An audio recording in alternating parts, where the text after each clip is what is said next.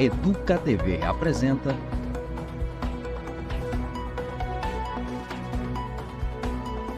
Educa Acontece, edição especial Campinas 249 anos. Olá, sejam muito bem-vindos à edição especial de aniversário de Campinas do Educa Acontece. Campinas completa 249 anos, a única metrópole do país, sem ser uma capital de um estado, é hoje referência em diversas áreas, como educação e tecnologia. Mas essa grande potência nasceu como um bairro rural da vila de Jundiaí. E ao passo que a cidade crescia, a necessidade de oferecer espaços educacionais nos bairros que surgiam também aumentava. Por isso, é possível contar a história do desenvolvimento de Campinas sob a perspectiva da evolução da educação nas comunidades. Somente na rede municipal são 208 unidades de ensino, muitas delas construídas com o esforço de mulheres e homens que lutaram por esse direito fundamental. Neste programa especial de aniversário, você vai conhecer algumas destas pessoas e algumas destas histórias. Nossa repórter Lilian de Souza esteve em diferentes regiões para contar capítulos da história do desenvolvimento da cidade por meio da educação. Na primeira delas, vamos conhecer como uma ocupação liderada por mulheres deu origem aos bairros Campo Belo 2 e Vila Diva. Já na origem dessas comunidades, uma unidade de ensino para a educação de jovens e adultos se revelou uma necessidade urgente para trazer dignidade às pessoas. Vamos assistir. Em meados da década de 90, a área em que hoje estão localizados os bairros Campo Belo 2 e a Vila Diva era um grande vazio urbano. O espaço de terra batida passou a ser ocupado por famílias que não tinham onde morar e vinham de diferentes lugares do Brasil. Uma dessas famílias era de Maria Edilva Vicente da Silva, conhecida como Diva. Nascida em Pernambuco, a mulher fazia parte de movimentos sociais que lutavam por moradia. Mudou com os filhos para uma ocupação em Osasco, na Grande São Paulo, mas para ajudar o pai, veio para Campinas. Meu avô tinha acabado de chegar do norte e não tinha para onde ir. Daí ela falou assim, como lá em São Paulo ela também já era líder comunitário, já tinha fundado uma ocupação, ela falou, vamos para lá. Daí se juntaram lá com uma galera que não tinha onde morar, que morava de aluguel ou morava de favor e acabou vindo. Começou a vir no final de semana. Cada final de semana vinha uma van e vinha e daí chegou aqui e tinha o MST. Daí o MST, o pessoal viu a potência que ela tinha e daí entregou na mão dela, né? E daí foi onde surgiu o Campo Belo 2. Quem hoje conta a história de Diva, que morreu em 2017 aos 57 anos, é a filha Evelyn, que desde a infância esteve ao lado da mãe. E seguindo seu exemplo, também tornou-se uma liderança comunitária. Viram, né, essa potência dela, a potencialização dela, aí acabaram entregando na mão dela, daí ela fez várias lutas, foram várias manifestações, vários projetos, daí depois encaminharam com os moradores para fazer um projeto para não ter barraco de madeira, para ser construção, e daí um ajudava o outro, os próprios moradores construíam, quem tinha mão de obra dava mão de obra, então assim, foi assim que surgiu Campo Belo 2, né, existia apenas 2 ruas, que foi o começo de um condomínio, posso dizer, de moradia, mas que não deu certo. Então parou ali nas primeiras 2 ruas. Com o crescimento da comunidade, os moradores passaram a se organizar. Diva fundou a Associação do Bairro Campo Belo e liderou boa parte das lutas daquela população. Uma das ações organizadas pela associação era ensinar artesanato para mulheres do bairro. A ideia era oferecer a elas uma fonte de renda com a venda dos produtos. Foi aí que Diva percebeu que, entre as necessidades daquela população, oferecer educação aos moradores era urgente. Existiam muitas senhoras, né, que costurava, que sabia costurar, que sabia pintar, assim, artesãs mesmo. E daí a gente viu na necessidade daquelas senhoras a dificuldade, porque elas não sabiam ler, não sabiam escrever, a maioria não sabia escrever o nome. Assinava digitalmente, mas tinha uma arte, isso que é incrível, né? Tinha uma inteligência, assim, uma sabedoria, então foi através disso, na época, se eu não me engano, era ler e escrever, se eu não me engano, eu acho que era isso. E daí acabaram trazendo a FUMEC para poder atender essas mulheres, foram as primeiras mulheres a ser atendidas. Foi um meio de ensinar as mulheres a ler e escrever para que elas pudessem ter uma profissão. Fizesse qualquer coisa, adquirir a dignidade delas, porque a maioria não sabia ler, não sabia escrever. Então, eles iam assinar alguma coisa, colocavam o dedo, e muitas tinham vergonha. Tinha meninas, mulheres novas que não sabiam, que vinha da terra delas sem saber ler e escrever, porque tinha tido uma vida sofrida. Então, chegou aqui, começou a se unir, porque a Diva sempre brigou muito pelo direito das mulheres, a Diva, a Evelyn, sabe? A gente sempre brigou muito pelo direito das mulheres. Então, por que não dar dignidade para as mulheres? Aí foi a união das mulheres que conseguiu trazer isso.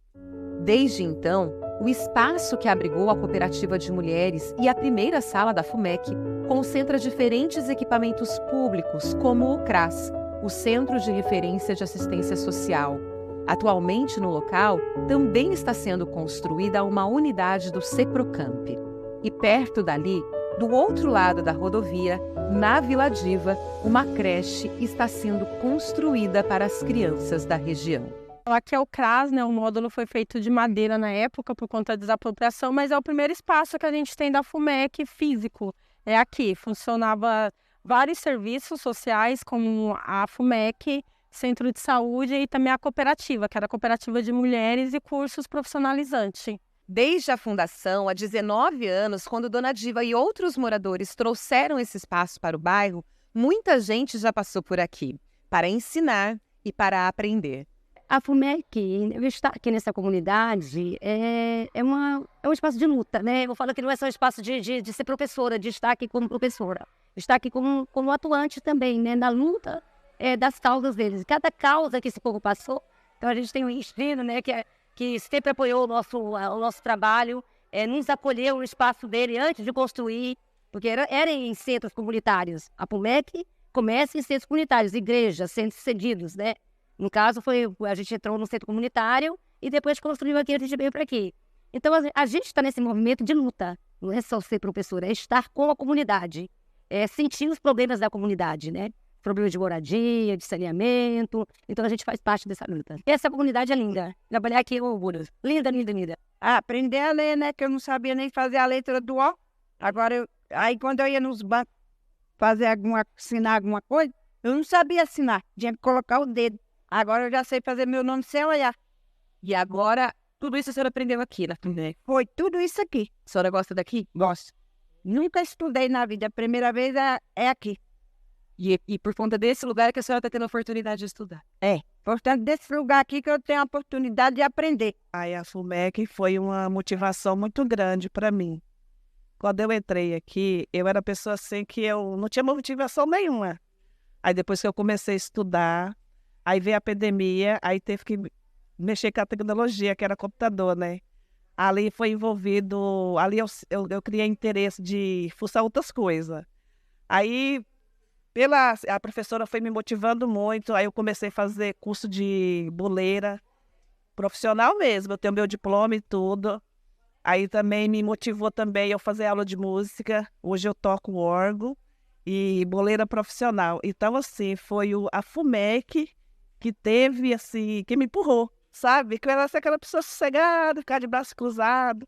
Aí depois que eu comecei a estudar, aí foi aquela motivação. Foi uma explosão na minha vida. E não paramos, e daí continuamos a luta. Hoje está vindo uma baita de uma creche no Vila Diva, através da FUMEC, que era um sonho, assim, nosso, da minha mãe, de todo mundo, e a gente lutou muito por isso. E hoje a gente está conquistando, então, assim, a gente está super feliz, porque, assim, realmente eu tô sentindo muita colheita, assim, do fruto, sabe? O que minha mãe plantou, a gente está colhendo hoje. Queremos sem luta não se constrói nada, né? Tem que lutar muito, e com nossa luta nós pode construir tudo que se precisa. Escola, creche, lazer para nossas crianças, esporte, a criançada está precisando muito de esporte. Precisamos ocupar a mente do nosso adolescente, das nossas crianças. E a nossa luta é de todo dia com essas crianças e juventude.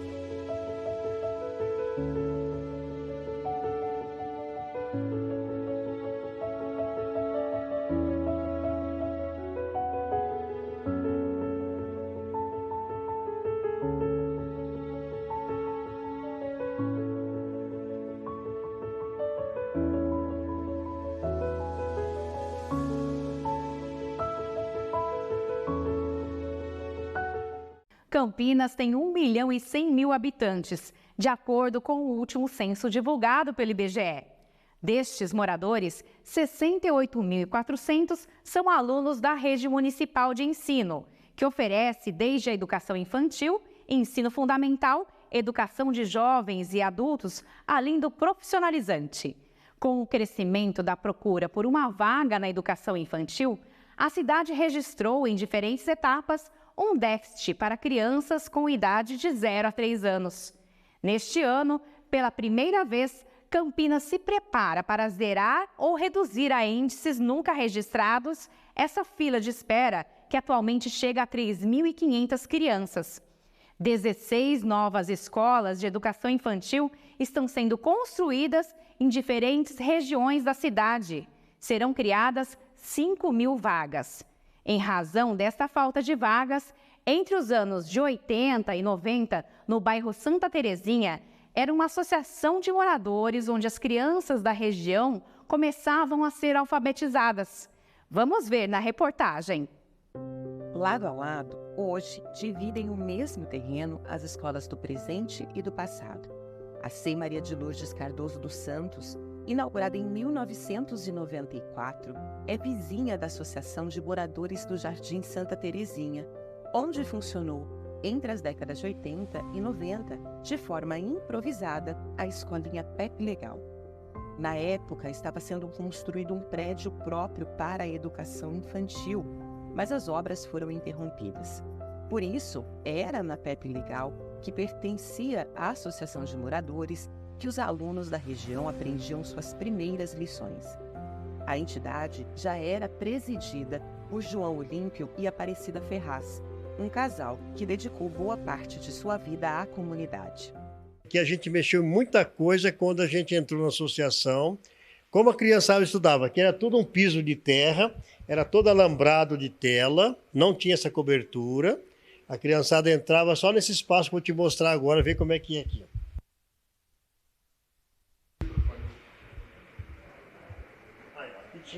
Aqui tinha uma porta de correr que era a porta central.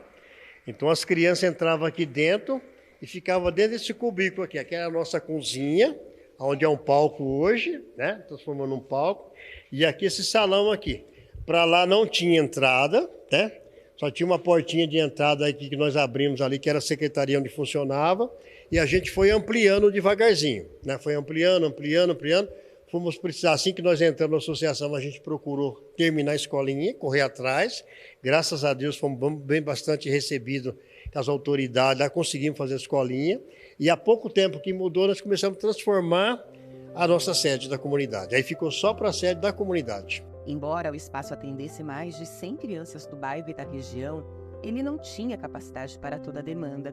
Por isso, o casal passou a lutar para que a obra da escola que estava sendo construída ao lado fosse finalizada. A gente começou na luta para fazer o término, né? Porque ele já estava, o prédio lá já estava começado, só o esqueleto levantado, e a gente foi à luta para vir fazer o término da construção da escolinha. E foi que a gente foi numa reunião no dia 12 de setembro de 92, e lá a gente encontrou com o vice-prefeito. O prefeito não tinha chegado, chegou o vice, né? Quem era o vice na época? Edivaldo Orsi. E o prefeito era o Magalhães Teixeira. Aí o Magalhães chegou tudo atrasadão e falou: olha, seu João, no dia 20 até o dia 28 de novembro, o material chega lá. Se não chegar, pode me ligar para mim. Está aqui o meu cartão. E nós temos aquela maravilha ali. Os irmãos Mateus e Jairson Teles da Costa, que moram no bairro desde que nasceram, estudaram na escolinha Pepe Legal e acompanharam todo o processo de construção do novo Centro de Educação Infantil. Estudei aqui nos anos 90, 89, 90. E como era estudar aqui? Era legal. Eu era um pouco arteiro, né? Alguns moradores lembram que eu tentava pular a cerca para sair da escola. Aí minha mãe tinha que vir buscar eu ou meu pai. Mas lembro dos meus colegas, lembro da professora, da merendeira. E o legal é que você acompanhou toda a mudança, né? Toda a transição dessa escola daqui para o prédio que funciona ao lado. Sim. Sempre da região, sempre morei aqui, né? Na região. E como é que foi esse período? Teve a construção nova, né? Eu não lembro bem o ano que foi, tudo, mas a escola só foi melhorando, né? A nova escola foi progredindo cada vez que passava um outro diretor. Veio o Daniel, também fez bastante coisa, né? Por último, e foi ficando cada vez melhor. E a sua filha estudou lá? Estudou 3 anos, a Hillary. E como é que é a importância desses espaços de escola no bairro, para as crianças do bairro, para sua filha?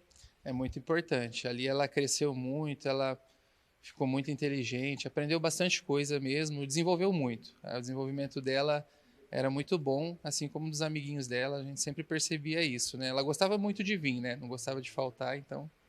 E como é que você vê, assim, né, a importância, por exemplo, da associação, do seu João, do Dona Aparecida, que foram pessoas que lutaram junto com a comunidade pela escola? Sim, o seu João e a Dona Cida a gente conhece há bastante tempo e sabe que eles lutam mesmo, que fizeram bastante coisa. O bairro progrediu bastante também, a parte da escola, porque eles sempre correm atrás e ajudam bastante pessoa aqui. Exato, aqui nesse lugar, no ano de 89.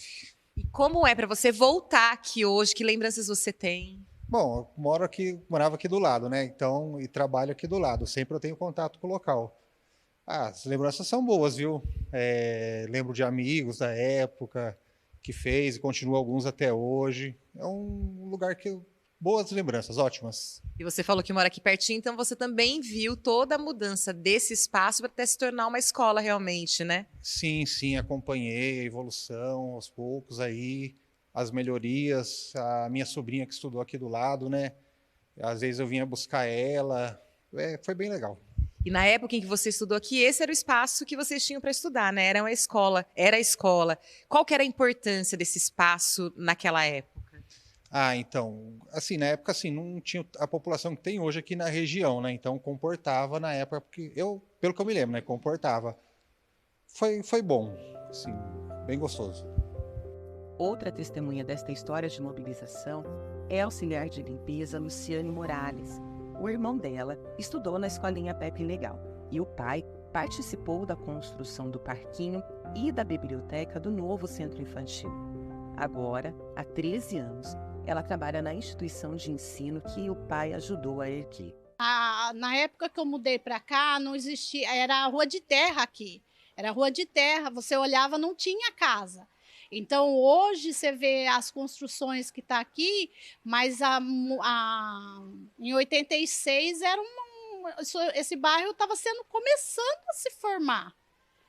A gente não imaginava que ia crescer desse jeito como está hoje. É uma alegria, então, ter uma escola dessa no bairro hoje. Tem, é uma alegria. E hoje a gente veja os frutos que foram que foi aqui da escola, jovens hoje que estudou, que passa, cumprimenta a gente. Então a gente fica muito feliz com o trabalho da gente. Como se diz, meu pai falava, é a sementinha que foi plantada, que está dando fruto. Eu sempre fiz um trabalho voluntário há 25 anos. Na pauta do meu trabalho é isso, é dar o conforto para elas. Na maior tranquilidade de estar sempre próximo da família, ajudando a família, ajudando as mães, sabe? O trabalho meu sempre foi pautado para isso. Ser voluntário, mas levando atividade, trabalho e alguma coisa a mais para essas crianças. Para mim é um orgulho muito grande, que eu moro em frente à praça, quando eu vejo uma mãe puxando essa criancinha pequenininha, vindo para a escola, quando chega tarde o vô está buscando, sabe, a avó. Então, para mim é um orgulho muito grande, deixei uma semente bem plantada, principalmente na área da educação. Para a diretora educacional da SEI Maria de Lourdes, a mobilização dos moradores do bairro e o apoio da associação foram fundamentais para a construção da escola. E até hoje, as histórias dos dois espaços continuam interligadas, já que muitas atividades envolvendo os pais dos alunos ainda acontecem no espaço da associação. Fui conhecendo a história e o quanto que esse pessoal da Associação de Moradores lutou para conseguir essa escola. Essa escola é fruto disso, dessa mobilização. Se não houvesse essa mobilização, não haveria essa escola hoje, como ela existe hoje. E hoje...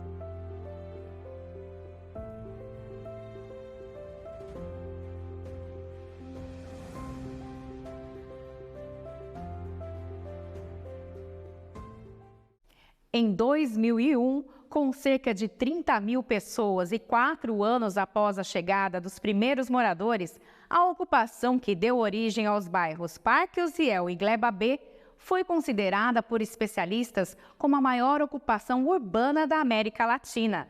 Entre os inúmeros desafios encontrados pela comunidade que nascia a partir da necessidade por moradia, instalar uma escola para atender as crianças do bairro se tornou uma dificuldade que levou anos para ser superada. Durante alguns anos, os alunos precisaram estudar dentro de contêineres de alumínio e depois em uma escola de lata. Hoje, a escola Parque Uziel é símbolo de luta e resistência. Mas o bairro continuou crescendo. Atualmente, há necessidade da ampliação da unidade de ensino, que é utilizada pelo Estado e pelo município no mesmo prédio. Vamos ver essa história na última reportagem do especial de aniversário de Campinas, 249 anos. Histórias da educação. Que eu falo para todo mundo que eu acho que é a escola mais bonita de Campinas. A escola que enche Margarida Fernandes dos Santos de orgulho é a EMF Uziel Alves Pereira. Localizada no Parque Uziel, a unidade de ensino que hoje atende alunos da rede municipal e estadual em um mesmo prédio, começou a funcionar há mais de 2 décadas, de forma improvisada, em contêineres de alumínio. Tudo os negócios ferrujados, tudo negócio velho, e muito choque, a gente ia limpar. Olha, tava aqui, eu juro para vocês que eu fiquei até com medo aqui de pegar fogo, porque o sol era muito quente, tá muito quente. E os negócios tudo mal organizado, mal, sei lá, né? Porque é latão, né? E com sol quente daquilo, né? Era choque. As crianças levavam choque. Porque os contanos davam choque para danar, meu. E nós sofremos ali naquele negócio. Dona Guida é conhecida no bairro. Além de ser uma das primeiras moradoras, trabalha na escola desde que ela foi fundada. Ela própria frequentou as aulas da educação de jovens e adultos e seus filhos e netos também estudaram lá. Hoje os netos e as netas da senhora estudam na mesma escola. Meus meninos formou na escola. Os que não formou é porque casou cedo. Você sabe, depois que casa, tem preguiça, né? Até eu terminei o fundamental por causa do asilo. Aqui na escola? Aqui na escola. Eu trabalhando e estudando. Então a senhora tem 3 gerações da família da senhora nessa escola? Tem. É porque neto é filho, neto... Os filhos, agora os netos. Eu acho que eu vou acompanhar os bisnetos, né? 2 gerações, então. Eu creio. Tá tudo aí já. A escola do Parque Uziel é um exemplo de como é possível entender parte do desenvolvimento da cidade a partir da educação. Logo depois que a ocupação se concretizou, a escola foi uma das primeiras demandas da comunidade. E a unidade de ensino foi evoluindo de acordo com as mudanças e o crescimento do bairro. No início dos anos 2000, o bairro Parque Uziel foi considerado a maior ocupação urbana da América Latina. Não havia água, esgoto, energia elétrica, nem asfalto, e a maioria das casas também não era de alvenaria. E a primeira escola da comunidade funcionava em contêineres de alumínio. Na primeira etapa, os estudantes enfrentaram o calor e o desconforto dos contêineres. Em seguida, os alunos frequentaram as aulas em uma escola de lata, maior que os antigos espaços, mas ainda de forma muito precária. E somente em 2004, puderam estudar em um prédio de alvenaria. A professora Nicéia Vieira trabalha na escola desde 2001 e acompanhou todas essas fases. O espaço físico não ajudava nada, né? Porque eram crianças que estavam vindo de vários locais aí, né, da cidade, do Brasil, né? Muita gente que veio do Nordeste também, outros costumes, né? E essas salas de aula, elas tinham 2 portas, uma porta na frente e uma porta no fundo, que foram arrancadas, né? Então só tinha o vão. Então os alunos saíam da sala, né? Eles fugiam, você ia escrever na lousa, a hora que você voltava, cadê? 3, 4 da sala tinha dado do pé, e não tinha como correr atrás, né? Porque não tinha estrutura, né? Não tinha estrutura. Então foi uma época assim de muita, como a Adriana já tinha falado, né, de luta em todos os sentidos, porque material não tinha. Hoje em dia a gente tem, né, uma fartura aí de material para a gente trabalhar, mas naquele tempo não tinha nada. Outra testemunha de todo o processo de mudança do bairro foi a professora Adriana. Era um trabalho muito desafiador dentro daquele contexto violento que tinha naquela época aqui no bairro, de ter que acolher essa comunidade que estava passando por esse processo, que não era ainda legalizado, estava passando por um processo de legalização, de luta, né, junto à prefeitura, de passeatas, muita passeata a gente participou, tudo que foi conquistado aqui. Então, por exemplo, dia sim, dia não, então o pessoal da comunidade ia para a pista para conseguir o centro de saúde. Então, estávamos lá, nós lá com esse pessoal vendo essa manifestação acontecer. A escola foi assim. Eles foram para São Paulo para conseguir, entendeu? Por isso que eu digo, a escola foi conquistada dessa forma. Então, já foi uma coisa que já mostrou para a gente que era uma coisa desafiadora. Aí, o centro de saúde, outra hora era outra coisa. Então, consegui a legalização da terra onde eles estavam, né?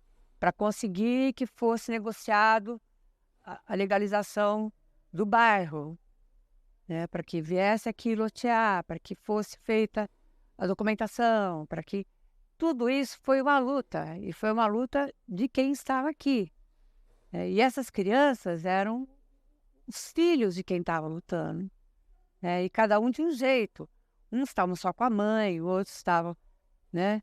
E a história de cada um era diferente, né? E estavam vindo de longe, outros não tinham nada, né? Então, você estava vendo uma situação que não era assim, como hoje você anda no bairro, você vê uma diferença muito grande do que era naquela época, né?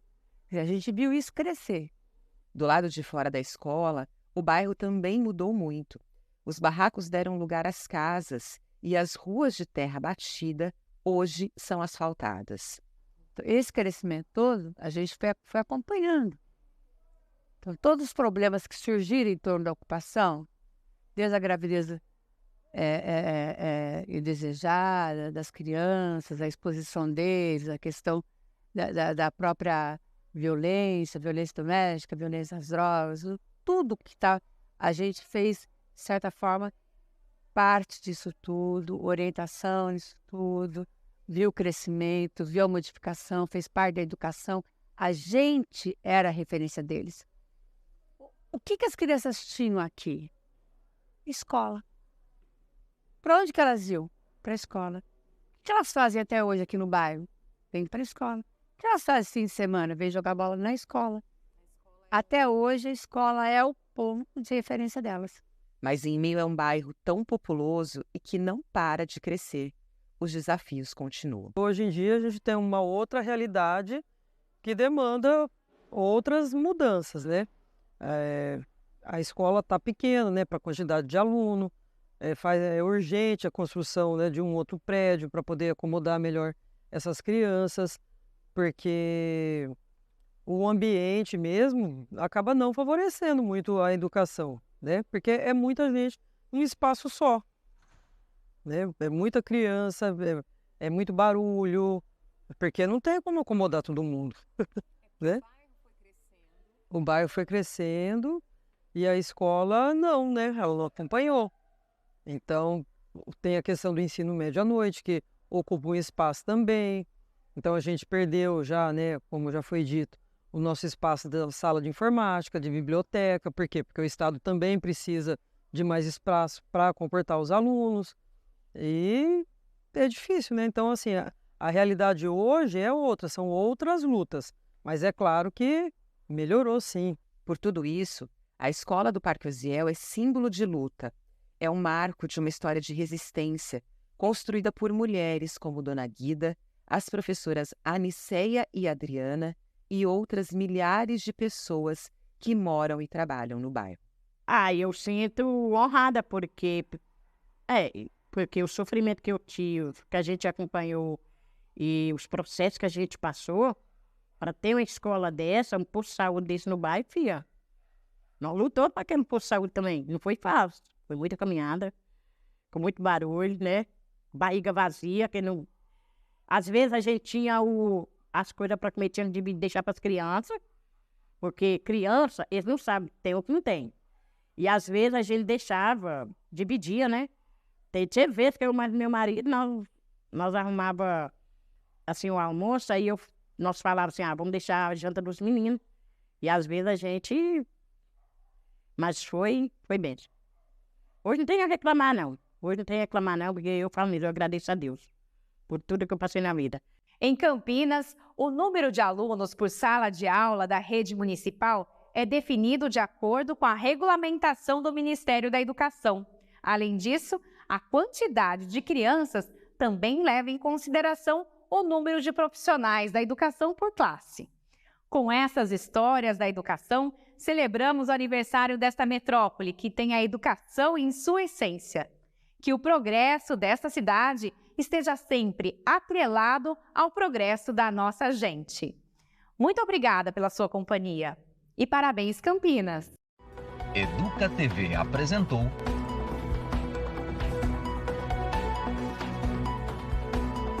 Educa Acontece. Edição especial Campinas 249 anos. Prefeitura de Campinas. Secretaria de Educação. Produtora Rio Brasil Digital. Educa TV Campinas.